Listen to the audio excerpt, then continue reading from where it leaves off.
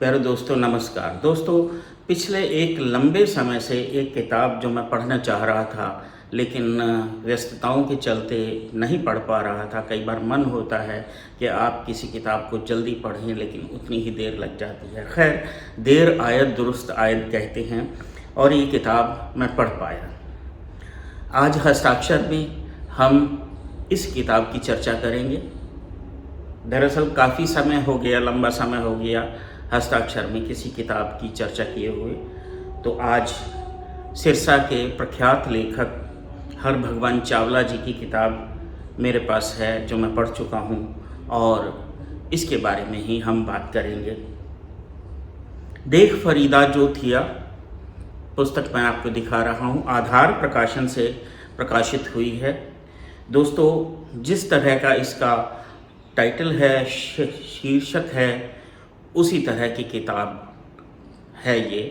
इस किताब को पढ़ना अनिवार्य मेरे लिए इसलिए भी हो गया कि जब मैं देश के विभाजन के बारे में सोचता हूँ तो वे तमाम किताबें मेरे सामने आ जाती हैं जिनके बारे में लिखा गया, पढ़ा गया या मैंने पढ़ा। उन किताबों का जिक्र होता रहता है, यदा कदा कभी रेफरेंस के रूप में होता है, और उसी टॉपिक के ऊपर, विभाजन त्रासदी के ऊपर अगर कोई रचना आती है तो वह मेरा मन होता है मैं तुरंत पढ़ूं। दूसरा कारण ये रहा कि हरभगवान चावला जी की जितनी रचनाएं हैं वह तकरीबन मैंने पढ़ी हैं और मैं इनका प्रशंसक भी हूँ। खैर, वो बात अलग है, लेकिन अब हम किताब की चर्चा करेंगे। इस विषय पर यूँ तो अनेक पुस्तकें आ चुकी हैं। अगर हम थोड़ा सा वाइड पर्सपेक्टिव में देखें तो ट्रेन टू पाकिस्तान, तमस, पिंजर, ये उपन्यास काफ़ी चर्चित रहे हैं।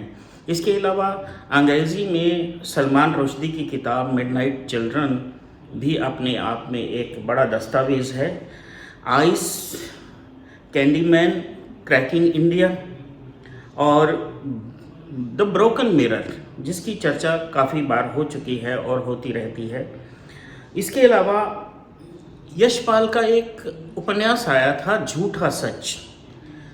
झूठा सच बहुत चर्चित रहा, और अमृता प्रीतम का पिंजर। इस बीच अगर मैं एक किताब का जिक्र ना करूं तो बात अधूरी होती है।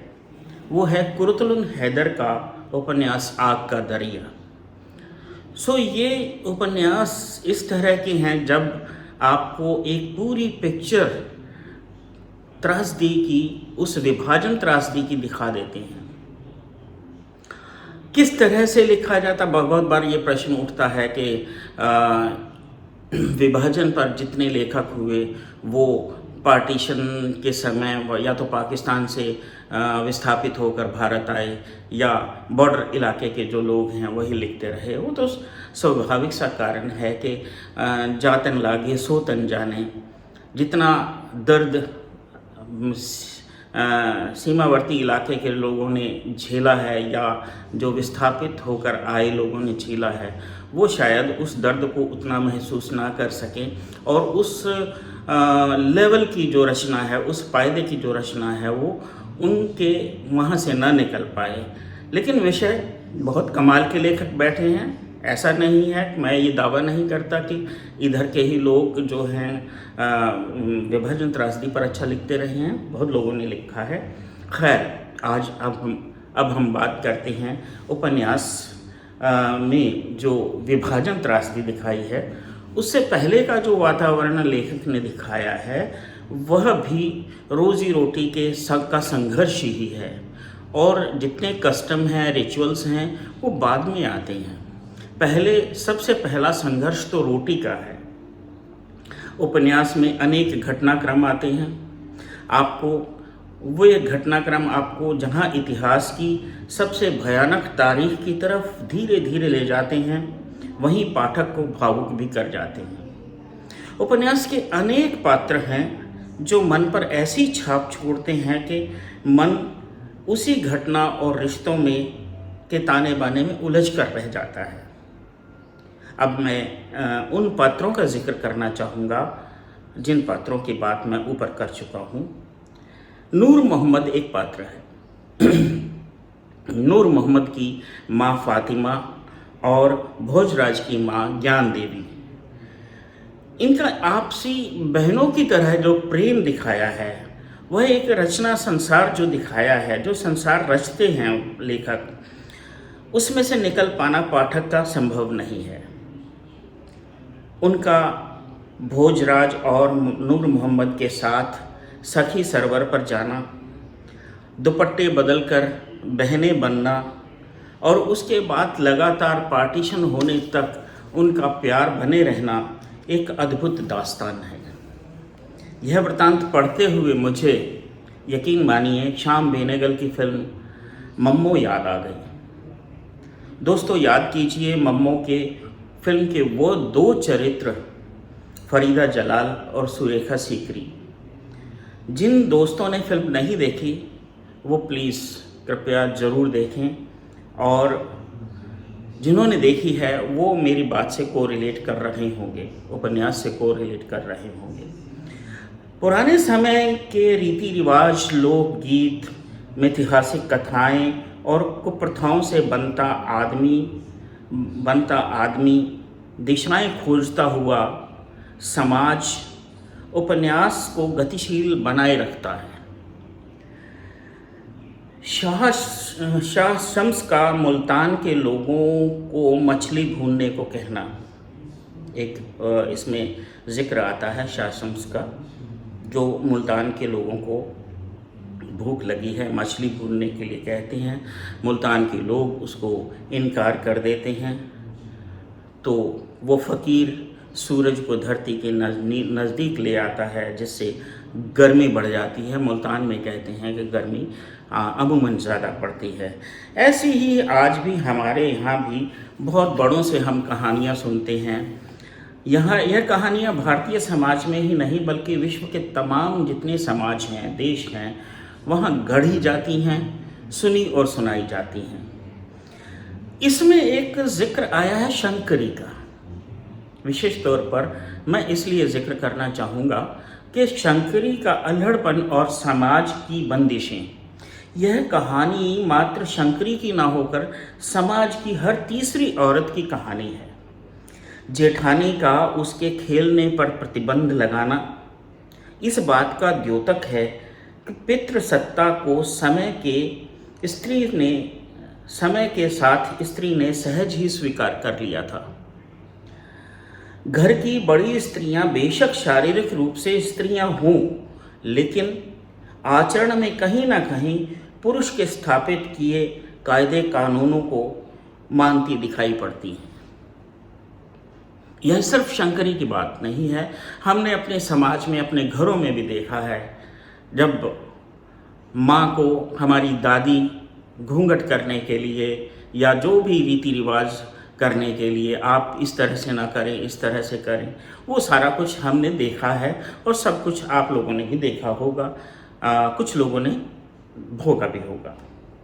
खैर, शंकरी का बचपन उन्हीं झाड़ियों के जालों में उलझकर रह जाता है। भारतीय समाज में यह चारित्रिक दृश्य लंबे समय तक दिखाई देते रहे हैं और अभी भी दिखाई दे सकते हैं।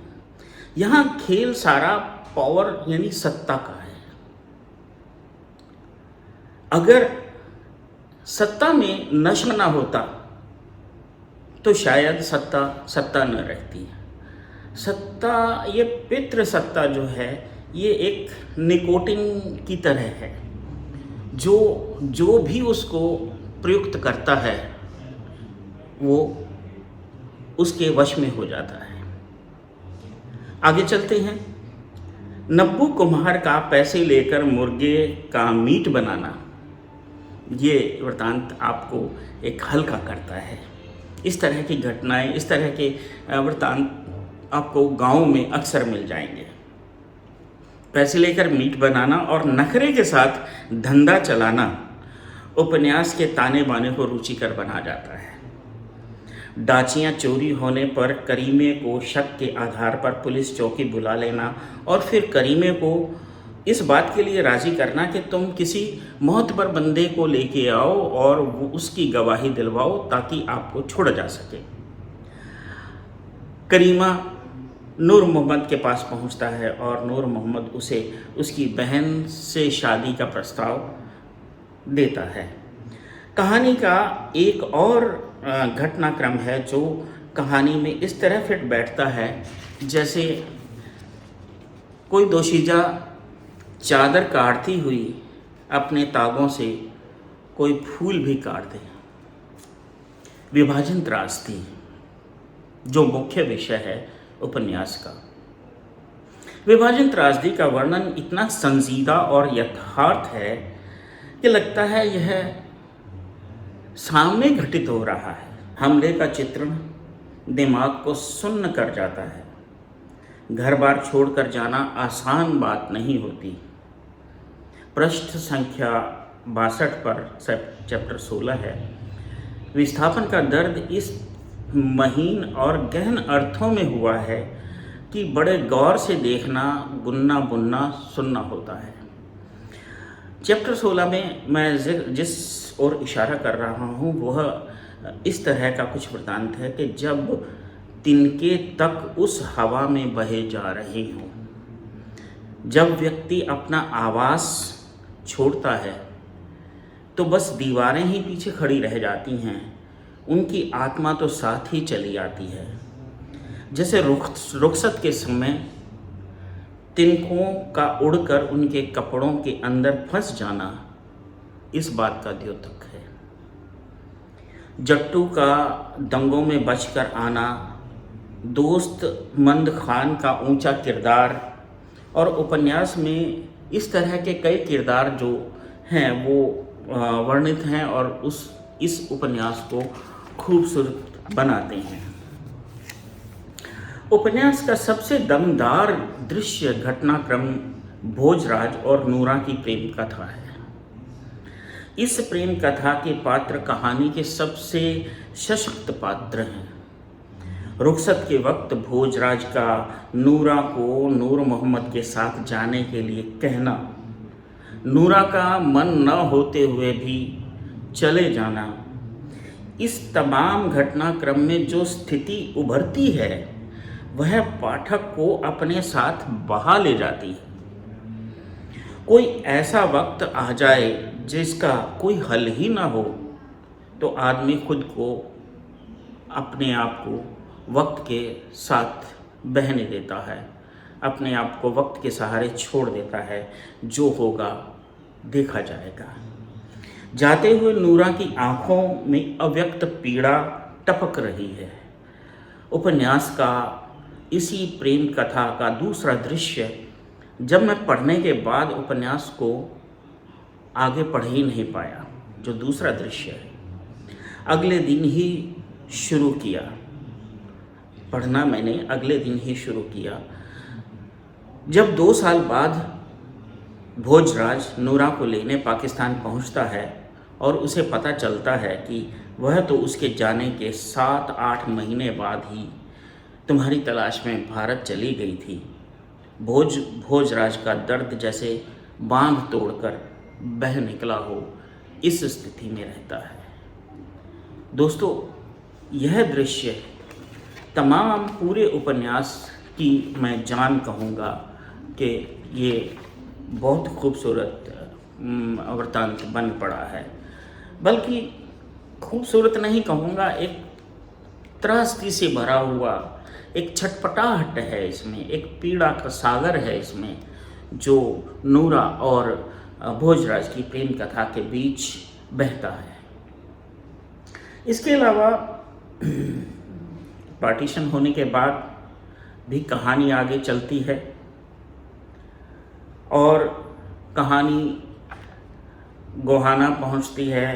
पानीपत में खड्डी का काम करने वालों तक पहुंचती है। गांधी का आह्वान होता है। पेज नंबर 119 पर वाल्मीकियों के घर से लोगों का काम करवाना। सरदार राम की पत्नी है जो वाल्मीकि परिवार से है और जहाँ भी प्रसव में स्त्रियां होती हैं, वहाँ जाकर वो दाई का काम करती हैं। और उससे पहले जब कोई भी उसके घर बुलाने के लिए जाता है तो वो जी भर के गालियाँ निकालती हैं। लोगों का अंधविश्वास बना हुआ, अंधविश्वास नहीं कहूँगा, अंधविश्वास बना हुआ है कि वो जितनी गालियाँ देगी उतनी ही आसानी से प्रसव जो हो जाएगा। और उस स्त्री को वो ले जाती हैं अपने घरों में और मान सम्मान के साथ सारा काम वो करती हैं उस घर का। और इसके पीछे मैं जब पढ़ रहा था, सोच रहा था गालियों का प्रकरण, क्योंकि हमने भी देखा है कि जब हम छोटे थे तो उस वक्त पखाने हुआ करते थे।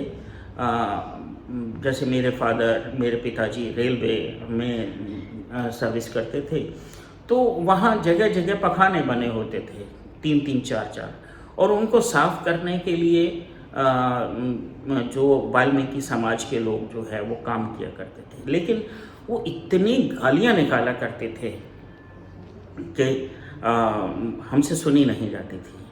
मैं इसके पीछे का जो दर्द है, मुझे लगता है वो दर्द, वो पीड़ा, वो समाज जो उनको पीड़ा दे रहा है, वो पीड़ा, अव्यक्त पीड़ा बाहर निकलती है और निकालने का मौका होता है। यही मौका होता है जब वो अपनी पीड़ा को बाहर निकालते हैं। तो इस तरह से एक अव्यक्त पीड़ा बह रही होती है और वो समाज में अपना समतोल बना रहे होती हैं। तो इस तरह से मैं सोचता हूँ। और जब मैं हरि किशन का किरदार पढ़ रहा था तो मुझे लगभग ये लग रहा था कि जैसे हरि किशन का किरदार लेखक का खुद का किरदार है, खुद पात्र हैं उस हरि किशन के रूप में। जैसे जैसे पानी की बात चलती है और वो पानी का दंश जो है, मैंने हरभगवान चावला के अंदर देखा है कि किस तरह से उनकी लघु कथा पंजाब पानी के ऊपर लिखी गई। और अगर आदमी ने भोगा ना हो तो इतनी सुंदर रचना बाहर नहीं आ सकती। रचनाएं तभी निकलती हैं जब अंदर से गुजरती हैं, आपके अंतर मन से गुजरती हैं, तब वो रचनाएं निकलती हैं।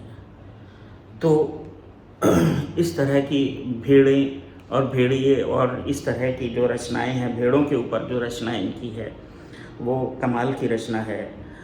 तो मुझे ये लगा कि ये किरदार, अब पता नहीं मुझसे बात नहीं हो पाई है चावला जी की कि ये किरदार उन्हीं का है।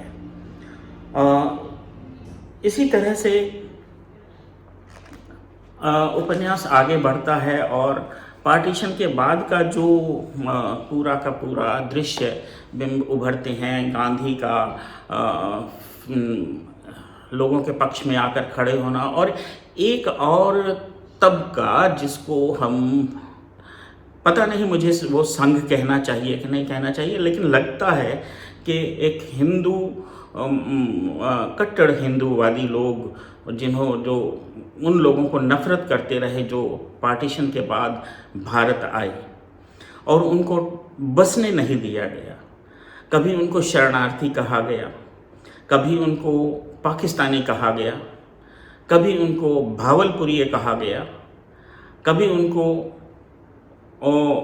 मुसलमान कहा गया।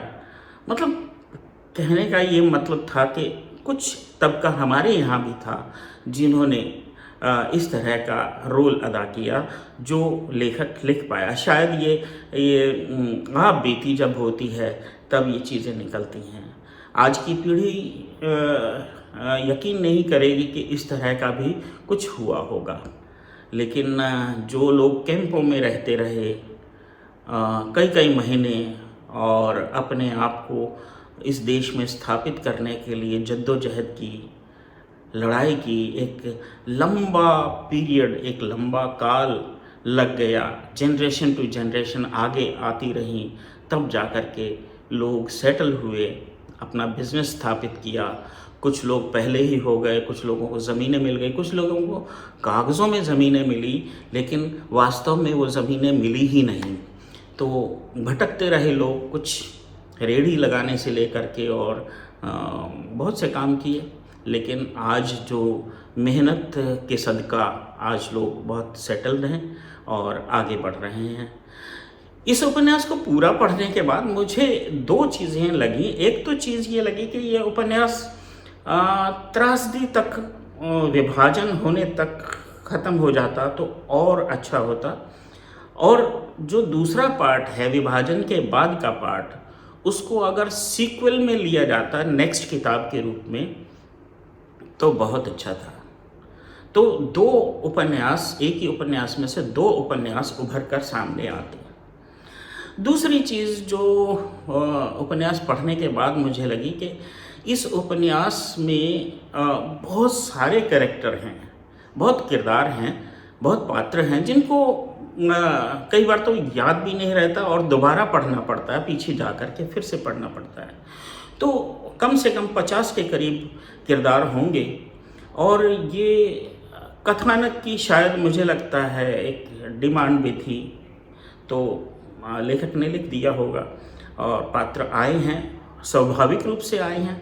लेकिन अगर इनका जो पात्रों का थोड़ा सा और विस्तार होता तो एक मोटी किताब के रूप में होता तो और ज़्यादा सहज रूप से ये पात्र अपनी बात रख पाते, या उनकी कहानी पढ़ने को मन करता है। जैसे नूर मोहम्मद का या भोजराज की और आगे कहानी पढ़ने को मन करता है, लेकिन वो एक सीमित पन्नों में सिमट कर रह गई है। तो इस तरह की जो चीज़ अगर होती तो और अच्छा था। बस मैं यही कहना चाहूँगा, एक बेहतरीन उपन्यास है।